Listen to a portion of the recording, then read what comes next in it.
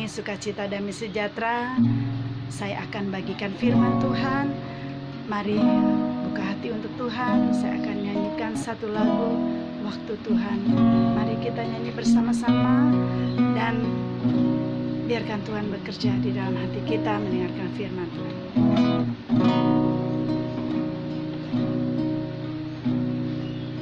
Bila kau izinkan sesuatu terjadi,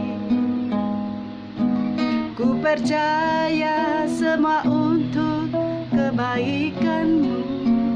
Bila nanti telah tiba waktumu, ku percaya kuasamu memulihkan hidupku. Waktu Tuhan pasti yang terbaik, walau kadang tak mudah dimengerti. Lewati cobaan, ku tetap percaya waktu Tuhan pasti yang terbaik. Waktu Tuhan, waktu Tuhan pasti yang terbaik, walau kadang tak mudah dimengerti. Lewati cobaan, ku tetap percaya waktu Tuhan pasti yang terbaik. Bapa kami yang ada dalam surga, kami percaya Tuhan, hari-hari ini Tuhan, waktu Tuhan yang terbaik bagi kami. Ajari kami untuk mempergunakan waktu Tuhan sebaik mungkin. Kami mau duduk diam di bawah kaki-Mu Tuhan. Untuk itu ya Bapa, hamba-Mu akan menyampaikan firman Tuhan. Biarlah kiranya Tuhan menjamah setiap hati orang-orang yang mendengarkan firman ini, membuka hati untuk Tuhan, fokus hanya apa yang Tuhan mau lakukan untuk kami masing-masing anak-Mu Tuhan. Segala kuasa-kuasa intimidasi yang bukan datang daripada Tuhan, kami patahkan, kami hancurkan di dalam nama Tuhan Yesus Kristus. Beracaralah Roh Kudus, beracara dan berkaryalah Tuhan untuk hidup kami ya Bapa. Di dalam nama Tuhan Yesus Kristus, Allah Bapa kami yang hidup dan Roh Kudus. Amin. Hari ini saya akan membagikan firman Tuhan mengenai doa. Doa adalah hal yang sulit bisa dilakukan dengan cara mengandalkan kekuatan pikiran kita.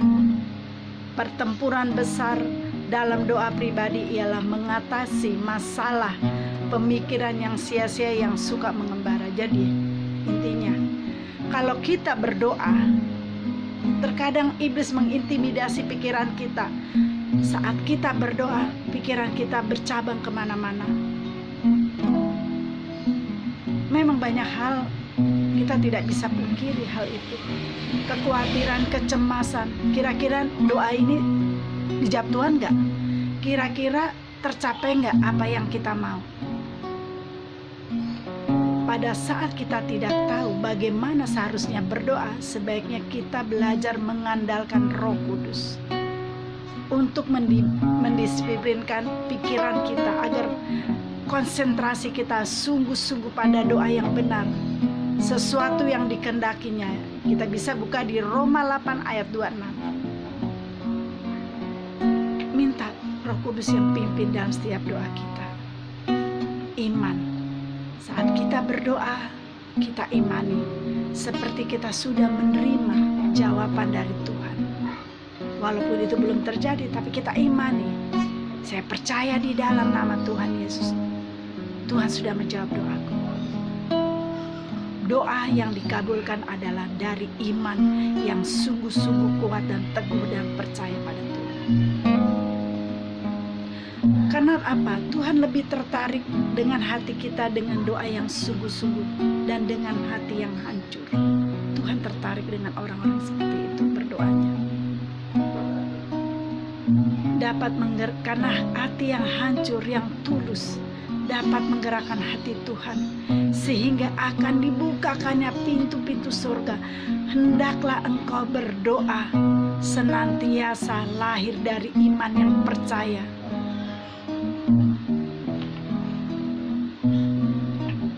kita berdoa minta Roh Kudus yang memimpin. Jangan kita pernah berpikir, jangan kita pernah sanksi apa yang Tuhan mau berikan untuk kita. Tuhan melihat hatimu. Apakah engkau sungguh-sungguh mempercayai Tuhan? Menyerahkan berkas-berkas yang kau punya, diserahkan pada Tuhan. Saat engkau menyerahkan berkas-berkasmu, saat engkau menyerahkan hatimu yang remuk, saat engkau menyerahkan masalah yang kamu anggap hal itu tidak mungkin terjadi, serahkan, percayakan bahwa Tuhan mampu mengerjakan semuanya itu. Saya yakin bila itu yang saudara-saudara lakukan, Tuhan akan langsung bekerja dengan cepat. Tidak menunggu sehari dua hari, tapi saat itu imanmu lah yang bekerja, dan imanmu juga yang menjawab doa-doamu. Percaya saudara-saudara, lakukan itu. Fokus dengan kasih Tuhan padamu, bahwa Tuhan mengasihimu, bahwa Tuhan mencintaimu, menyayangimu, karena engkau adalah biji mata Tuhan. Fokus saja pada prinsipmu seperti itu. Kalau engkau mempunyai prinsip yang seperti itu, engkau akan datang pada Bapa yang Maha Kuasa, Maha Penuh Kasih. Demikian firman Tuhan yang saya bisa sampaikan. Saya akan membagikan kesaksian satu anak rohani saya. Dia tinggal di Manado. Saat itu dia telepon, "Bunda, suami saya sedang sakit. Batuk yang tidak berhenti, dadanya sakit." Lalu saat itu kami melalui telepon, tapi dia bilang, "Bunda, suamiku orang yang di luar Tuhan." Saya bilang, percaya, Tuhan akan jamah dia. Saat kami mulai berdoa, tiba-tiba dia bangun dari tidur.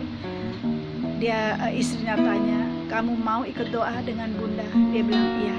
Lalu saya suruh istrinya pegang leher di mana dia sakit dan juga dadanya. Lalu saat itu kami kumuli, saya bilang pada anak rohani saya, iman kalianlah yang akan menyembuhkan saat ini juga. Bukan karena doa saya hanya menopang, saya hanya alatnya Tuhan. Lalu kami berdoa malam itu dan mujizat terjadi. Saat itu juga batuknya berhenti, sakit dadanya hilang seketika itu juga. Singkat cerita, besoknya 2 hari kemudian dia mendapat serangan lagi. Kali ini sekitar perutnya ada gumpalan cairan hitam, baru diketemukan pada saat ronsen. Sakit dada dan tenggorokan hilang, pindah ke situ. Dia bilang, "Apalagi ini?" Lalu dokter meronsen. Hasil ronsen itu ada cairan. Jadi suaminya harus operasi, dan operasi besar. Dia sangat takut. "Gimana ini Bunda?" Saya bilang, "Doa pertama kamu sudah dikabulkan. Sekarang imani juga doa yang kedua ini. Tidak ada operasi. Besok tidak ada satupun pisau yang menyentuh tubuh suami. Percaya, imani dalam nama Tuhan Yesus." Lalu saat itu kami bertiga berdoa lagi. Suaminya mau ikut berdoa dengan kami lagi. Lalu kami berdoa. Besok paginya mujizat terjadi. Dokter sangat heran saat dibawa di ronsen, hasilnya bersih, tidak ada lagi cairan. Dokter heran, tapi anak rohani saya bilang, itulah kuasa Tuhan. Seninnya dia langsung keluar dari rumah sakit. Dan bagaimana sukacita suaminya, selalu bersaksi tentang mujizat yang terjadi padanya. Sejak itulah dia buka hati untuk Tuhan. Dan yang lebih luar biasanya, cara Tuhan itu luar biasa. Saat itu juga dia berhenti merokok. Sehari dia merokok suaminya ini 4 bungkus. Rupanya Tuhan juga punya rencana untuk suaminya, karena doa istrinya yang berdoa meminta sama Tuhan agar suaminya berhenti merokok. Wow, luar biasa. Cara Tuhan kita nggak tahu apa yang Tuhan mau kerjakan. Dengan cara seperti itu rupanya Tuhan menunjukkan mujizatnya pada suaminya, sehingga suaminya percaya pada Tuhan. Dan bukan itu saja, dia berhenti merokok saat itu juga. Dan sekarang dia dipakai Tuhan bersaksi di mana-mana. Demikian kesaksian yang boleh saya sampaikan. Biarlah firman Tuhan dan kesaksian ini menjadi kekuatan buat kita untuk mengandalkan Tuhan, untuk percaya pada Tuhan. Karena doa-doa kalian akan terjawab bila mana iman kalian berpegang teguh pada janji Tuhan. Mari kita berdoa. Bapa kami yang ada di dalam surga, terima kasih hamba-Mu sudah menyampaikan firman Tuhan juga kesaksian. Biarlah ini menjadi kekuatan untuk kami tetap setia, iman kami kuat, mengandalkan Engkau, percaya bahwa Engkau adalah Allah yang luar biasa, Allah yang ajaib, Bapa yang penuh kasih. Terima kasih Bapa, terima kasih Tuhan Yesus. Bapa, kami berdoa untuk bangsa Indonesia, berkati bangsa Indonesia Tuhan. Percaya kami imani Tuhan, pertobatan akan terjadi besar-besaran di bangsa Indonesia Tuhan. Terima kasih Bapa, terima kasih Roh Kudus.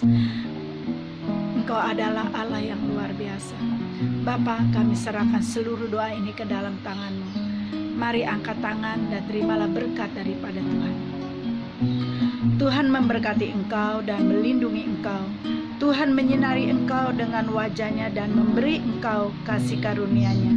Tuhan menghadapkan wajah-Nya kepadamu dan memberi engkau damai sejahtera. Terimalah berkat dari Allah Bapa, cinta kasih Tuhan Yesus Kristus, penyertaan Roh Kudus dari hari ini sampai selama-lamanya, di dalam nama Tuhan Yesus Kristus, Allah Bapa kami yang hidup dan Roh Kudus. Amin. Jangan lupa subscribe. Tuhan berkatin.